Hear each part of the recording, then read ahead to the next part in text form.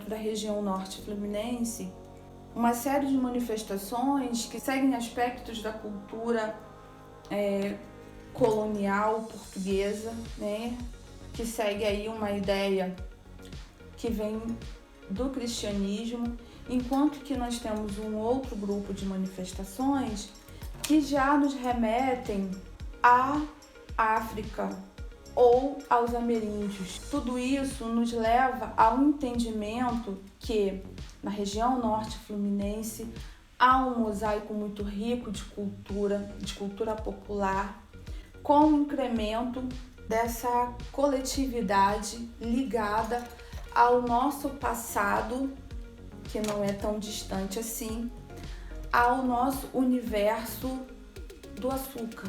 O que a gente tem é um grande mosaico que vai se misturando nesse grande caldeirão, que a gente chama de território do açúcar, hoje a gente conhece também como território do petróleo. E o que a gente pode aprender com tudo isso? É aprender que nós temos nessa região uma diversidade cultural que vai do samba ao funk, que vai das festas de santo padroeiro ao terreiro de Umbanda, e é uma diversidade que nos coloca na obrigação de compreender, de estudar, de esmiuçar, de buscar todas essas composições desse território para entendermos o que nos leva a ter o riso ligado às festividades tradicionais do norte fluminense. Para falar da cultura imaterial da nossa região, é preciso primeiro que a gente se localize no espaço, né? Nos municípios de Campos, Quissamã, São João da Barra, São Francisco, Cardoso Moreira, São Fidélis, são conhecidos como municípios da Costa Doce, uma divisão especial dentro do turismo, né? E por que é Costa Doce? Porque desde o tempo da nossa colonização, nós começamos com a pecuária, mas junto da pecuária já haviam alguns plantios de cana que servia para alimentar o gado e para uso doméstico, né? Dos pequenos proprietários que havia ali. Bom, esses colonos que aqui chegaram e se estabeleceram eram, na sua maioria, portugueses. E a primeira atividade econômica, depois do gado, com o declínio do gado, foi desenvolver a lavoura canavieira para a produção industrial do açúcar, que estava em alta na Europa, né? Bom, com isso, esses portugueses trouxeram com ele uma bagagem cultural de trabalhar a terra e de conquistar o espaço, né? Então, do gado, nós tivemos desenvolvidos aqui no território como cartão, né, que eles deixaram para nós, a cavalgada, a cavalhada, o laço campista, o nó campista e até o boi pintadinho, que hoje aqui em Campos é o boi de samba.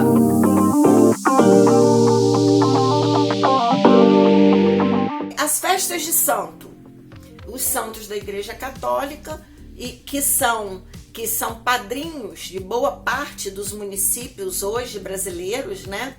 Essas festas de santo acontecem ainda hoje, sobretudo Santo Antônio, Santo Amaro, que é famosa, Nossa Senhora da Penha, nossa, é festejadíssima, com grandes procissões e dias de festa.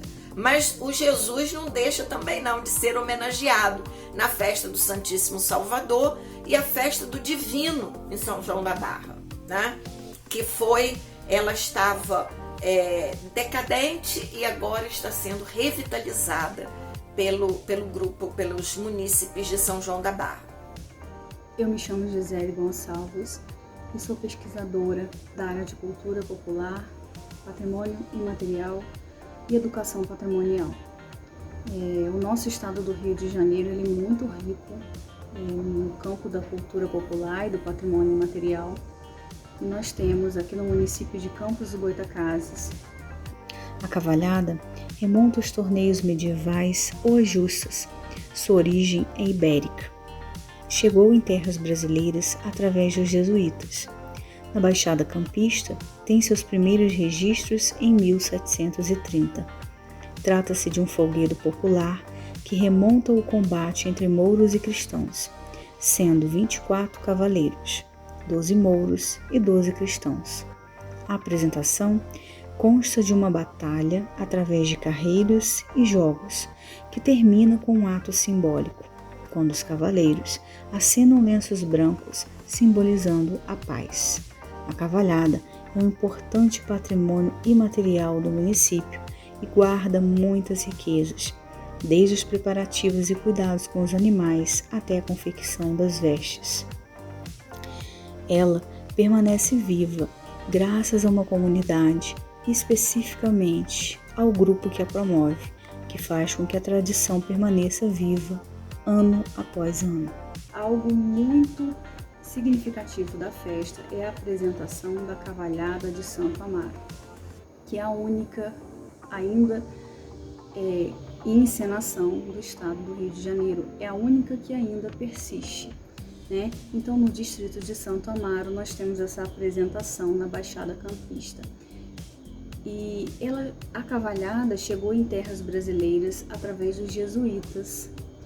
E ela tem os seus primórdios, né? A questão das justas, das batalhas. Um dos primeiros registros ocorre em 1730, está em Lamego, e ele relata a cavalhada corrida em 1730, mas ela ocorreu no solar do colégio. Então, existiam várias cavalhadas na Baixada Campista e a que persistiu foi a de Santo Amaro. O sentimento é muito grande. A gente perdeu muitos amigos, né? E olha, vê que eu acompanho cavalhada, e eu faço cavalhada desde os meus 18 anos de idade. Desde os meus 18 anos de idade. Assim, quando comecei a namorar a Dona Neuza.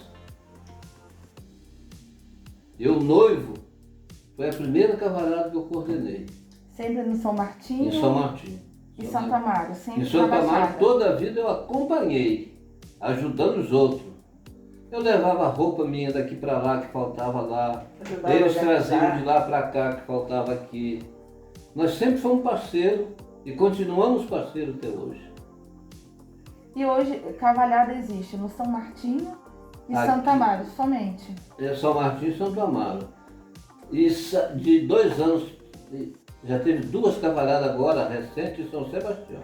Essa aqui foi a primeira, fui eu que preparei. Agora a última eu não fui, porque eu estava doente, fui operado da coluna, não pude ir. Já o Joel que fez tudo lá, já não fui mais. Já foi a segunda, a terceira cavalhada lá. A cavalhada para mim é tudo. Representa uma coisa que eu queria que isso nunca acabasse. Participamos e fazemos a cultura acontecer, sendo ela na capoeira, sendo nos jongos, nas festas de terreiro, na folia de reis, né, nas festas de São Jorge e por aí afora. Okay? Nós temos um hábito de trazer e manter essa cultura viva, essa cultura da nossa ancestralidade. Em todos 13 de maio, aqui fazemos abolição, não é uma comemoração, mas um momento de reflexão. Nós fazemos com o 13 de maio.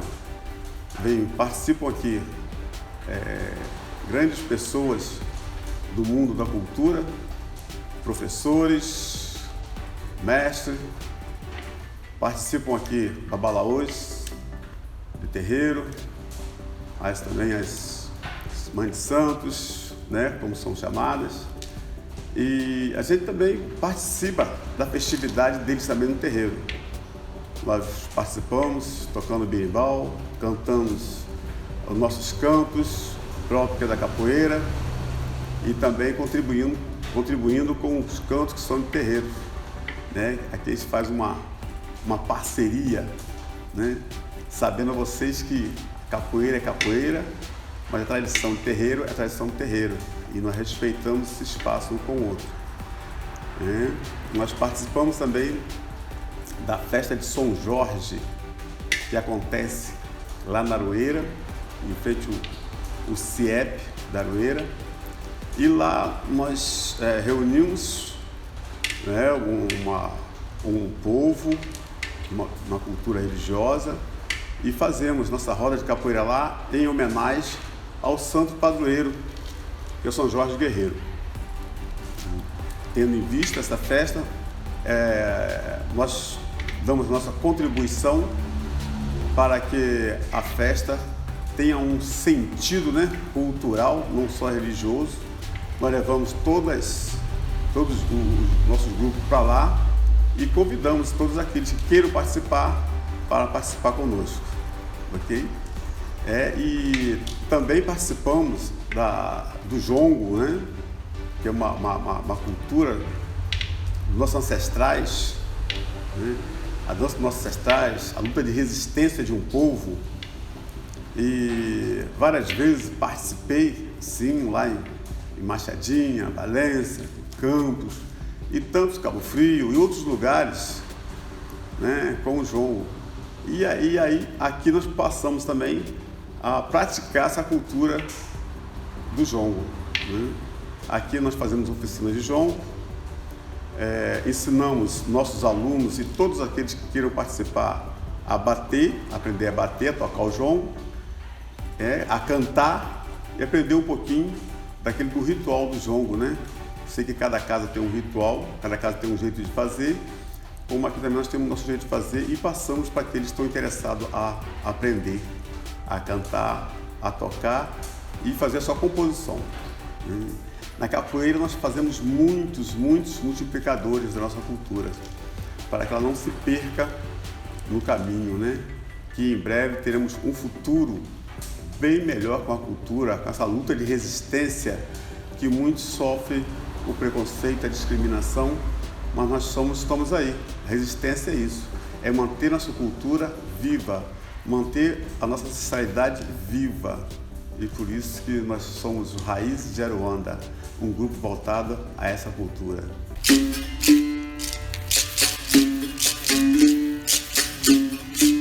Eu sou o meu, não nego o meu natural. Eu era bem pequeno, quando num trem pegava carona, moleque de pé no chão. Todo mundo olhava e dizia, não vai dar o que prestar. Usava...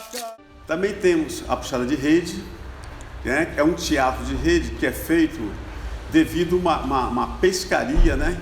Que sempre se fazia em alto mar. E ali os negros, quando chegavam, né? Eles tinham que puxar essa rede no mar.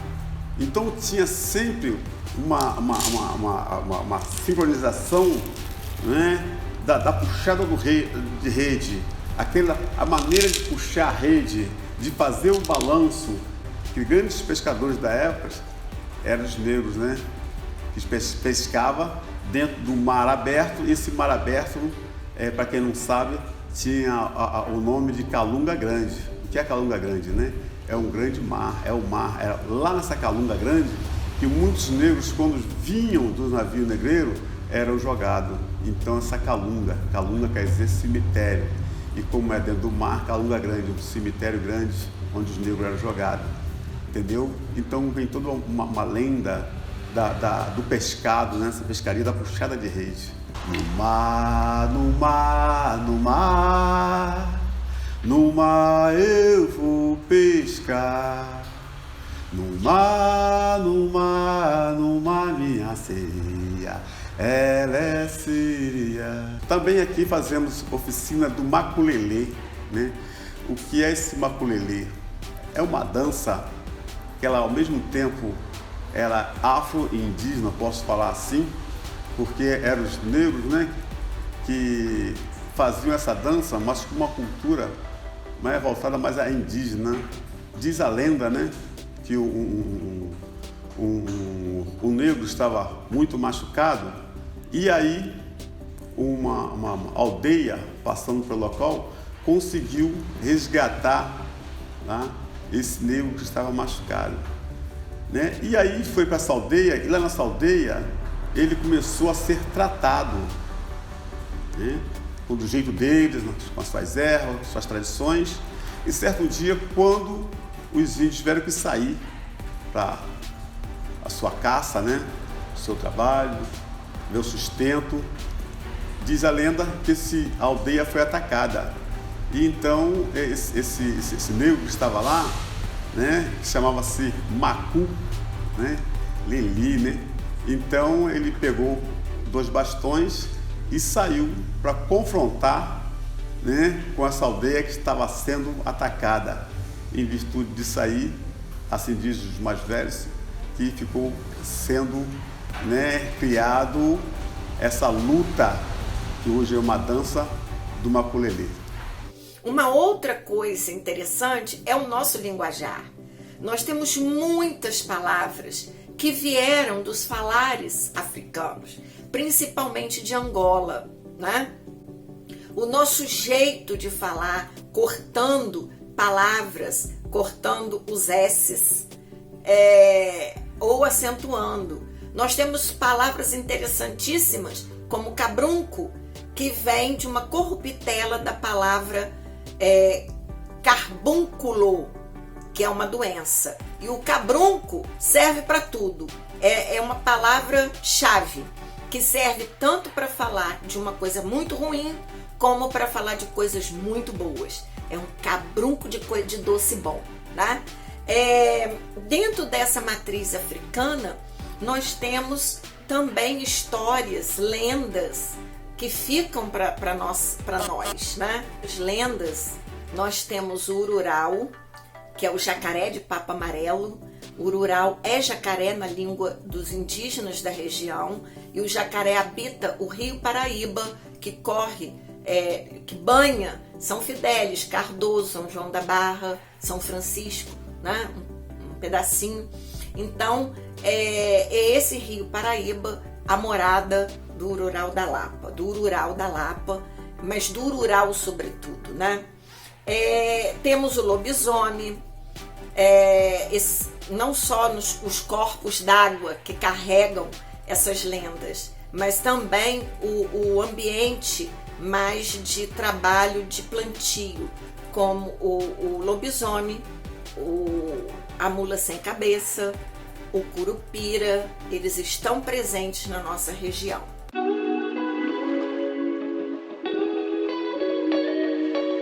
As bandas civis, elas estão presentes Campos, Quissamã, tem Macaé. E essas bandas civis são bandas que contam a história da nossa região. Na época que eu estava, né, como músico, né, iniciante, existia um intercâmbio musical do músico aqui de Quissamã com o Macaé e o Campos, Rio das Ostras, Barra São João. O meu maestro, né, meu amigo de infância, a gente viajava sempre junto. Então a gente fazia esse intercâmbio e isso incentivava a gente a música. E hoje não existe esse intercâmbio só com esses músicos já formados naquele tempo. Como hoje nós temos poucos alunos, né? Como falei com vocês, a questão da dificuldade de estar formando aluno, mas esse intercâmbio ainda existe. Essa amizade, né, ela ainda existe. Nós ajudamos as bandas de Macaé, a Nova Aurora, a Líder dos Conspiradores, o Leandro, que hoje é seu presidente, é um grande parceiro, um grande amigo da União Samaense. Temos a banda de Rio das Ostras, Barra São João também, que nos auxilia, assim como a gente também auxilia essas bandas. Hoje a banda civil ela enfrenta muitas dificuldades, mas elas conseguem se manter graças a essa amizade que foi adquirida no início, né, da nossa formação musical. Eu não levei a carreira como músico adiante para ser um profissional de apresentações, etc. Eu tenho vários colegas que estão aí assim, né? Tem meu amigo Marquinhos, né? Timaya, nosso maestro, né? Que vive da música, né? Um dos grandes músicos que nós temos. Então, essa questão a gente tem que mostrar para as crianças, e eu acredito nisso. Olá, eu me chamo Karina Barra Gomes, sou doutora em Políticas Sociais pelo Programa de Pós-Graduação em Políticas Sociais da UENF e doutoranda no mesmo programa.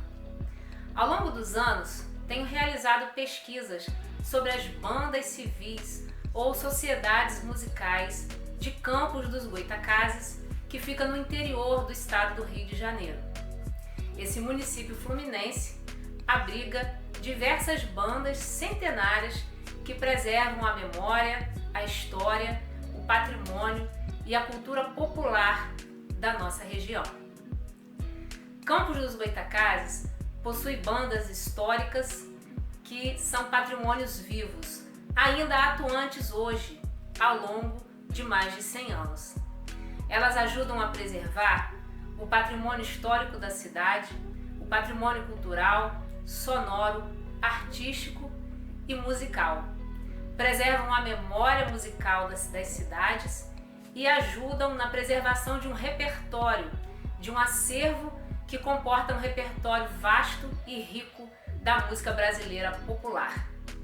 As nossas liras, como são conhecidas, sejam urbanas ou sejam nos distritos, na Baixada Campista, são um repositório de experiências vivas, de memórias individuais, coletivas e de grandes experiências vivenciadas em seu modo de vida autogestionário e participativo. São detentoras de uma política social comum a todos os músicos que as compõem. São escolas de música abertas para as suas comunidades, gratuitas, e ajudam na participação também comunitária nas festas populares, festas religiosas, festas de santos e padroeiros, também abrilhantando com tradições, festas de todo o cunho participativo nas cidades. As nossas liras são importante patrimônio imaterial, material e preservam a história da cidade de Campos dos Goytacazes. Salve as liras!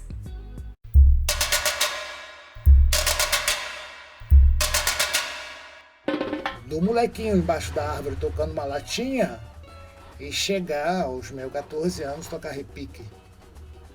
E daí deslanchei por um bom tempo, saí de Macaé, fui para Macabu, mostrei alguma coisa e muitos meninos lá hoje tocam repique a partir desse período que eu desfilei com eles lá, na escola de samba de lá.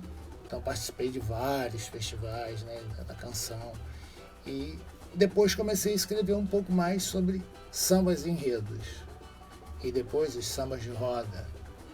E agora o samba, né, o samba autêntico, ou o pagode, como podemos dizer. E eu continuo nessa vibe, né, de estar fazendo samba, tocando samba, encontrando os amigos nos botecos, nos bares, entendeu? Nos clubes, e assim vai. Eu já toquei em vários lugares aqui em Macaé, né, com o meu grupo, e sempre aparecendo gente nova.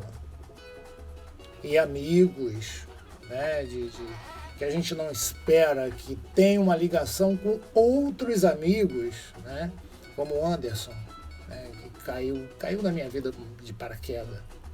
E eu agradeço muito a Deus por ele ter caído na minha vida de paraquedas, que é um cara um músico excelente, um amigo, parceiro, um fechamento, um lance legal. E tá aí, trabalhando aqui no estúdio dele. É o cara que eu discuto sobre música, que eu falo sobre música, as primeiras letras, início de letras eu levo até ele, mostro para ele o que você achou, o que você está achando disso. né? A melodia, como é que está a melodia, né? E vamos trabalhando esses enredos, né? As ideias que pintam, a coisa vai acontecendo assim. Nós temos aqui lá o Terreiro do Dengo, né? Do Mestre Dengo, onde tem um choro, tem o Bico da Coruja, onde o choro autêntico, né? Que é ali perto do mercado. No Dengo tem a confraria do pessoal que trabalha com choro e poesia. E o samba já é uma outra galera. Nós temos um grupo de amigos que é o nosso trabalho de composições, né? Que é reunimos para mostrar músicas novas, discutindo, compondo junto, mostrando música pronta e alguém dá um pitaco, muda ali, já entra na parceria, né? Esse é o dia a dia e o momento que nós temos de lazer em relação a isso. Bem, hoje em Macaé nós não temos nada que venha da cultura que ficou para trás, as pessoas manterem isso aí, né? Tem o que eu falei antes, as rodinhas de samba, né? Um pagodinho ali na casa do amigo, num barzinho, um show, as pessoas, de uns grupos mais estruturados, fazer um show ali, um show aqui, mas a cultura musical dentro de Macaé, isso não existe mais. Nem os desfiles de escola de samba, os blocos, que tinham vários blocos. As escolas de samba eram 5 ou 6, né? Isso já não existe mais.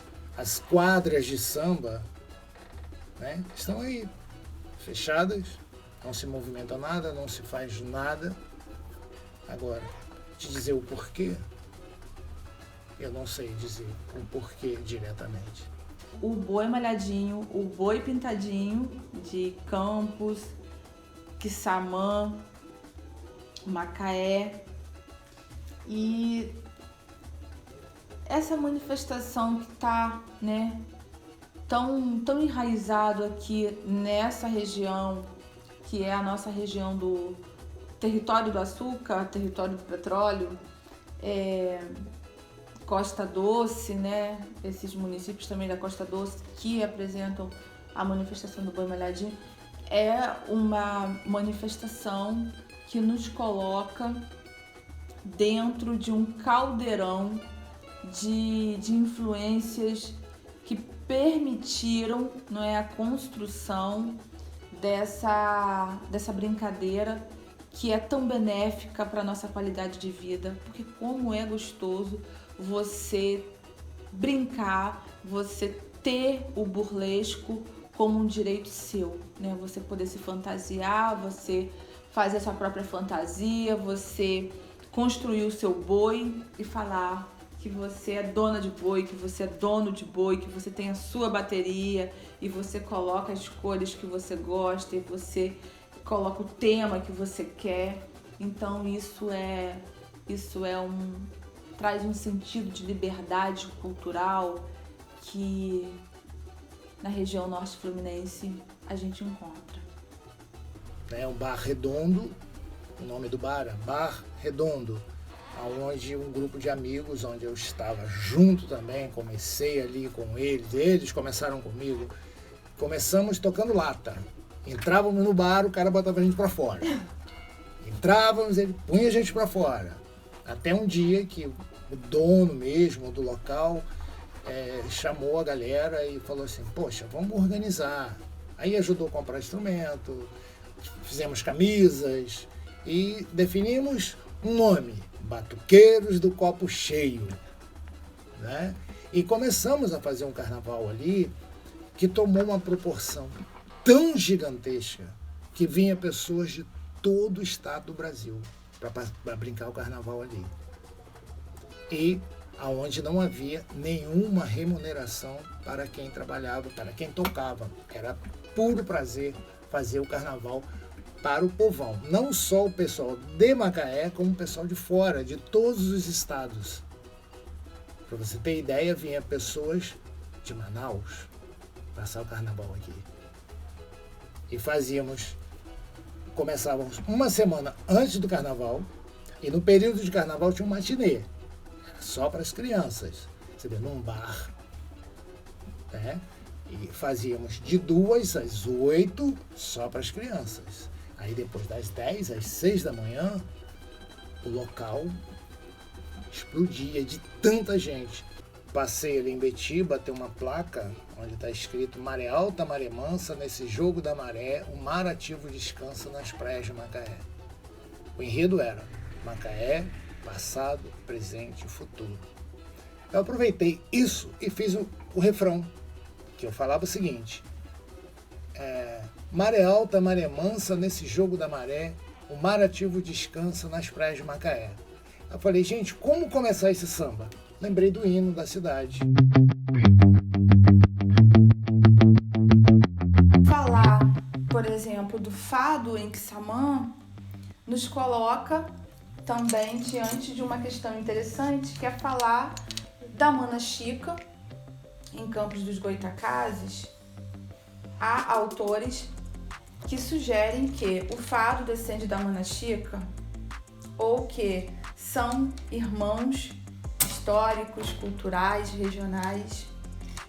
E nós temos uma conexão identitária que nos liga dentro dessa região, seja pela questão do açúcar, pela questão do trabalho, pela questão natural, né? Então, nós estamos aqui vivendo de um modo muito orgânico todas essas manifestações que estão no nosso DNA cultural.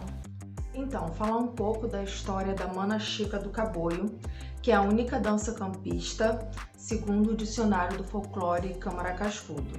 Bem, a Mana Chica do Caboio nasceu por volta de 1780, os meios canaviais da Baixada Campista, né, que ficam entre Alagoa Feia e Mussurepe. Nessa localidade, no Caboio, ela pertence ao distrito de Santo Amaro de Campos. A Mana Chica do Caboio é considerada uma manifestação de grande raiz cultural histórica pelo Conselho de Preservação do Patrimônio Municipal, o COPAM. A Mana Chica do Caboio surge em meio à zona rural campista, mais precisamente na região do Caboio, que fica entre Lagoa Feia e Mussurepe, no distrito de Santo Amaro de Campos. Então, a Mana Chica é considerada uma criação festiva, onde os negros observavam os nobres das fazendas fazendo os minuetos franceses e traziam essas influências para sua dança.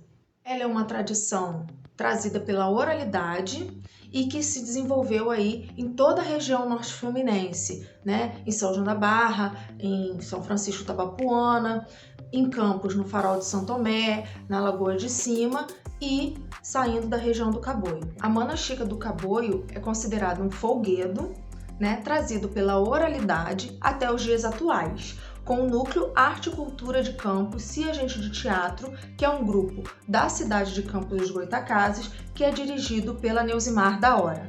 E supostamente a Mana Chica foi inventada aí por uma senhora chamada Francisca, que era considerada, segundo o Lamego Filho, uma dançadeira ou amiga da folia.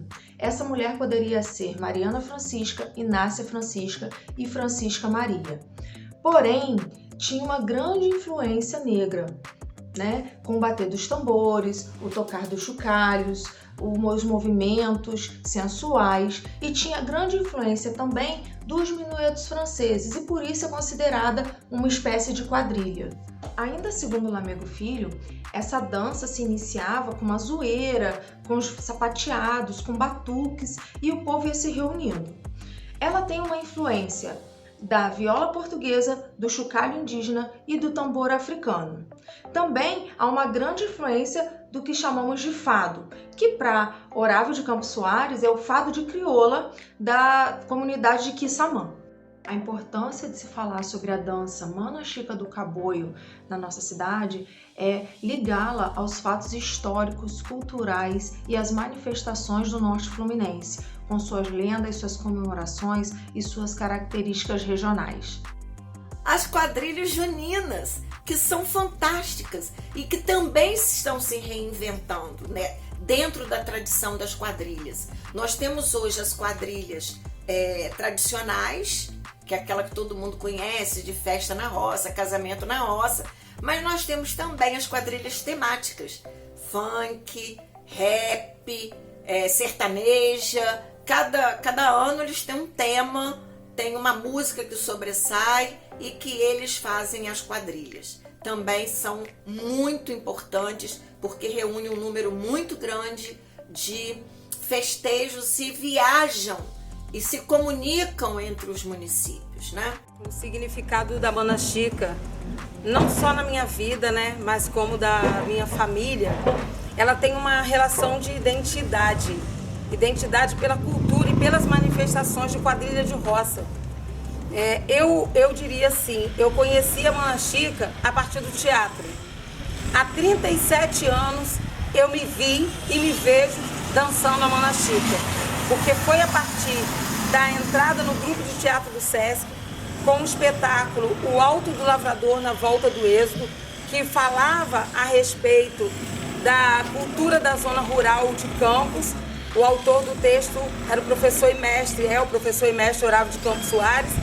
Ali eu conheci a Mana Chica porque, como essa manifestação fazia parte da zona rural, lá estava a linguagem da Mana Chica através dos nossos corpos. E nós fomos dando continuidade porque, historicamente, a gente entende que preservar uma manifestação cultural faz parte da preservação da memória da cidade, do nosso município. E como eu costumo dizer, a minha família, esse bairro no qual eu vivo, né, no qual eu nasci, é um bairro que tem uma essência cultural muito forte. A minha família traz uma essência cultural muito forte. Então não tem por que não dar continuidade à Mana Chica. Essa é a importância, é saber que a gente está contribuindo para preservar uma cultura que é nossa, uma cultura que nasceu no nosso município, tão perto aqui, próximo à comunidade do Caboi. A Mana Chica nem mudou tanto porque é um complemento, por sermos uma família que vem muito da cultura, que não é de hoje. A Mana Chica nós complementou, né, na companhia de teatro, na nossa família, por ser até da nossa região. O texto fala muito isso, que ela é daqui, então foi mais um complemento dela à nossa cultura. Partindo desse complemento, como a minha sobrinha acabou de frisar, né, o que acontece? A gente começa a entender a nossa identidade cultural, porque a gente conta também a história da Mana Chica, a gente faz esse registro a partir do texto do professor Horácio de Campos, e junto, né, a essa história, a gente também dança. Então, nós já fomos a vários locais, a gente já apresentou em universidades, em escolas, nas praças públicas, e geralmente, quando a gente chega em determinado local, alguém sempre diz: eu não conheço, nunca ouvi falar da Mana Chica. E é a partir desse complemento, é a partir dessa identidade e dessa preservação que a gente continua mantendo viva a história da Mana Chica. A Mana Chica, como patrimônio imaterial, reforçou para a gente a nossa responsabilidade e o comprometimento com a cultura do município. Por quê? Antes, nós apresentávamos a Mana Chica não só pelo prazer de dançar, mas por saber que a gente estava fazendo parte da cultura da cidade. E quando acontece o tombamento, né, da Mana Chica enquanto patrimônio imaterial? Se eu não me engano, foi em 2013, a partir da Secretaria de Cultura de Campos, que quem estava à frente como secretário também foi o professor e mestre Horácio de Campos. Ele não só fez o tombamento da Mana Chica do Caboi, mas de muitas manifestações culturais do município. Enquanto patrimônio histórico, a Mana Chica na nossa cidade eu acho importante, porque você pode mostrar ela para várias pessoas, vários alunos, várias escolas, e aí traz uma coisa que as pessoas podem conhecer, passar a conhecer mais, né? Uma coisa que eles sempre falam que não conhece, que é um caso novo e não é. Então a importância para nós do grupo Arte e Cultura, essa importância de estar repassando a Mana Chica pra gente é muito importante. Poucas pessoas sabem, mas no texto diz que a Mana Chica do Caboi é a mais popular de todas as cantigas e danças regionais de Campos dos Goitacazes. Então, assim, pessoas que já dançaram a Mana Chica não sabiam que era uma cultura da região e defendiam como se fosse uma cultura de fora daqui, falando de forma diferente, uma cultura que é tão nossa, tão próxima. Quando eu falo da questão da identidade, né? Por que a gente se identificou? Por uma questão que a gente já traz a cultura da quadrilha de roça. Hoje a gente tem aqui a presença da nossa prima e irmã Ana, que ela foi pra gente a nossa marcante. Tinha ela, tinha o meu irmão e a gente pequena. Então é por isso que a gente fala que é de geração para geração, porque da família um vai dando continuidade. Então, se hoje a gente preserva a Mana Chica, antes de preservar a Mana Chica, a gente conheceu a quadrilha de roça e a gente teve a nossa prima que nos ensaiava, que nos preparava. Então, a família entendeu isso. A cultura da Mana Chica, ela tem a ver, sim, com a que a gente acredita enquanto cultura regional. Como está essa pandemia, eles eram tudo pequenininhos e a gente não tinha muito o que aproveitar para as crianças brincar. E foi com uma brincadeira no quintal, com um discozinho de quadrilha, de coisa de roça. Foi que eu comecei com eles brincando no quintal e como botar um vestidinho de quadrilha. Não, eu não tenho vestido, mas bota uma blusa, uma saia estampada. E assim foi surgindo, que já tem mais de 40 anos. Mais de 40 anos, depois viemos para a rua. E hoje tem de geração a geração, que hoje as crianças, antigamente, que eu comecei a dançar, hoje é seus filhos, seus netos que estão dançando. A Mana Chica traz uma trajetória histórica do século passado. E se hoje a gente permanece com ela, é porque ela faz parte de uma cultura talvez de imanência, porque nós, a partir da Mana Chica, como foi dito aqui, a gente aprendeu a história desde quando ela surgiu, a própria cantiga fala um pouco sobre a Mana Chica e também dentro da comunidade do Caboio nós tivemos a oportunidade de conhecer o senhor Antônio Dizinho, que esse senhorzinho, ele preservava a Mana Chica e ela tinha o nome de lanceiro. É uma Mana Chica que dançava-se a 4 pares. E a partir desse senhor, a gente também esteve lá na comunidade do Caboio, já tem acho que mais de 30 anos, se eu não me engano. Nós fomos homenagear aquela comunidade com uma placa dizendo que aqui existe a Mana Chica, ou aqui nasceu a Mana Chica. O nosso grupo deu essa contribuição para aquela comunidade, para eles entenderem também a importância da Mana Chica na comunidade do Caboio. Então, eu costumo dizer que se a gente preserva manifestações que atravessaram séculos, é porque essa manifestação, ela faz parte da nossa história. E a preservação significa que nós não podemos deixar a nossa história se perder. Outra coisa que eu gostaria de ressaltar também é a questão da indumentária, por isso esse vestido está aqui, né? Por isso o instrumento está aqui. Esse vestido, por exemplo, esse figurino, foi pesquisado por um amigo nosso, Luciano de Paula. Nós já utilizamos vários modelos, outros modelos, e ele fez uma pesquisa e nós escolhemos esse modelo. Mas é claro que existem vários estudos, né, da questão do fado português, talvez, que vem trazendo outros modelos de figurino. É uma questão de concepção. A gente já trouxe mais para a contemporaneidade. Como a Mana Chica se vestiria hoje, né? De que forma ela se vestiu antes e como ela se vestiria hoje. E usamos o instrumento, o tambor, como uma referência, porque o tambor representa uma cultura também dessas manifestações. O meu sonho um dia é poder a gente conseguir um acordeon, que eu acho que o acordeon faz parte da cultura da quadrilha de roça, o pandeiro que já existe, que são instrumentos pertinentes a essa linguagem. Se um dia a gente conseguir, nós vamos complementar. E o outro sonho que a gente tem é de conseguir construir o nosso galpão cultural, porque hoje estamos aqui na rua, mas é a rua que é o nosso espaço de ensaio.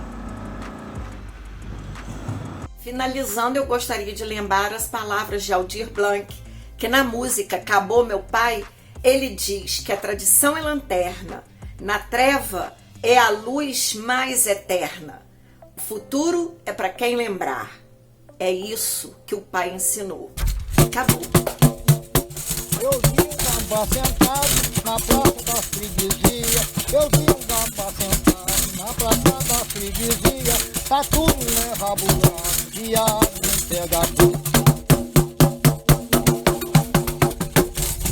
Tá tudo enrabulado, viado, não pega tria. Quem quiser pescar de noite, passa pesqueiro de dia.